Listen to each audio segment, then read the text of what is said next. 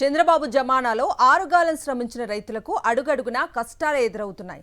కూటమి సర్కారు అధికారంలోకి వచ్చిన 22 నెలల్లో ఆత్మహత్య చేసుకున్న రైతుల్లో ఒక్కరికి కూడా పైసా పరిహారం ఇవ్వని పరిస్థితి నెలకొంది. చాలా చోట్ల కనీసం రైతుల ఆత్మహత్యలను నమోదు చేయని దుస్థితి ఏర్పడింది. దీంతో బాధిత రైతు కుటుంబాలు రోడ్డున పడుతున్నాయి. కనీసం వితంతు పెన్షన్ కూడా ఇవ్వటం లేదని బాధితులు ఆవేదన వ్యక్తం చేస్తున్నారు. ధాన్యపు సిరులతో గాదెలు నిండాల్సిన ఇంట్లో దేశానికి అన్నం పెట్టే రైతన్నలు ఉరికొయ్యలకు వేలాడుతున్నారు.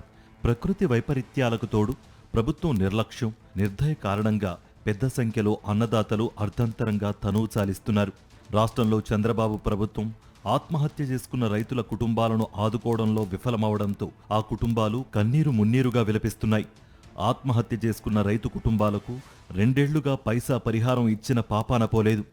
రైతు ఆత్మహత్యలను కనీసం నమోదు చేసేందుకు కూడా ఈ దయలేని ప్రభుత్వం ఇష్టపడటం లేదు.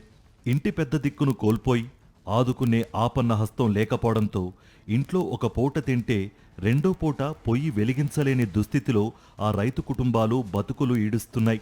పిల్లలను అర్ధాంతరంగా చదువులు మాన్పించి మూకుమ్మడిగా కూలి పనులకు పోవాల్సిన ఆగత్యం దాపరించింది. కనీస వైద్యం కూడా చేయించుకోలేని దుర్భర దారిద్ర్యంలో జీవిస్తున్నారు. 2 ఏళ్లుగా పరిహారం కోసం అధికారుల చుట్టూ, మంత్రులు, ఎమ్మెల్యేల చుట్టూ తిరిగినా కనికరించడం లేదు.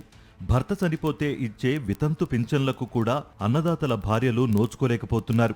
వేల కోట్ల రూపాయలు ఎగనామం పెట్టే బడా పారిశ్రామికవేత్తలకు 1 టైం సెటిల్మెంట్ అంటూ వారు తీసుకున్న రుణాలను మాఫీ చేస్తున్న వేళ రైతన్నల అప్పులను మాఫీ కాదు కదా, కనీసం వాయిదా వేయించలేకపోతోంది. చంద్రబాబు ప్రభుత్వం భూ యజమానులతో పాటు ప్రతి కౌలు రైతుకు 30,000 రూపాయల పెట్టుబడి సాయం ఇస్తామంటూ సూపర్ 6 హామీ ఇచ్చిన చంద్రబాబు ప్రభుత్వం 2 ఏళ్లు గడిచినా పైసా విధిల్చిన పాపాన పోలేదు. కనీసం పంటల బీమా పరిహారం కాదు కదా, పెట్టుబడి రాయితీ కూడా ఇచ్చిన దాఖలాలు లేవు. రాష్ట్రంలో 2024-25లో 150 మంది, 2025-26లో ఇప్పటి వరకు ఏకంగా 393 మంది రైతులు ఆత్మహత్యలు చేసుకున్నారు. పోలీస్ శాఖ అధికారికంగా ప్రకటించిన సంఖ్య ఇది. రికార్డుల్లోకి ఎక్కని మృతులు ఇంకెంతమంది ఉన్నారు? బాధితులెవ్వరికీ ఈ ప్రభుత్వం పైసా పరిహారం ఇవ్వలేదు.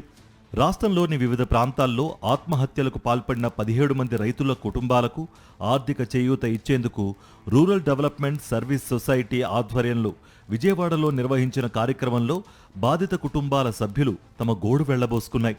ఆర్డీఎస్ఎస్ ద్వారా ఒక్కొక్కరికి 50,000 రూపాయల చొప్పున 8.50 లక్షల రూపాయల ఆర్థిక సాయం అందించారు.